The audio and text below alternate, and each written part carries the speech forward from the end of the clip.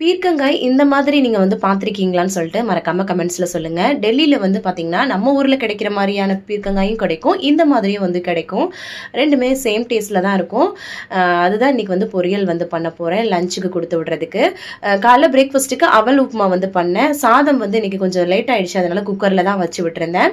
சாதத்த வந்து சும்மா வந்து தாளிச்ச சாதம் மாதிரி பண்ணிட்டு, இந்த பீர்க்கங்காய் பொரியல வந்து தக்காளி, வெங்காயம்லாம் போட்டு பிரட்டல் மாரி தான் வந்து பண்ணேன். இதுல வந்து தண்ணி நெறைய வந்து ஈர்த்து வரும் இல்லையா? அதனால கொஞ்சம் கிரேவி கன்சிஸ்டன்ட்டா தான் வந்து இருக்கும். லஞ்ச் பாக்ஸ்க்கு அத பேக் பண்ணி குடுத்துட்டு, அதுக்கப்புறம் பால் காய்ச்சி ஹஸ்பண்ட்க்கு வந்து கெல்லாக்ஸ் வந்து குடுத்துட்டேன். அம்மாச்சிக்கு வந்து ஒரு காஃபி போட்டு குடுத்தாச்சு. அதுக்கப்புறமா ஒரு 11 மணி போல தர்பூசணி ஜூஸ் வந்து நாட்டு சர்க்கரை சேர்த்து தான் வந்து பண்ணியிருந்தேன். ஏன்னா, அதுல வந்து ஸ்வீட்னஸ் கம்மியா இருக்க மாதிரி இருந்தது.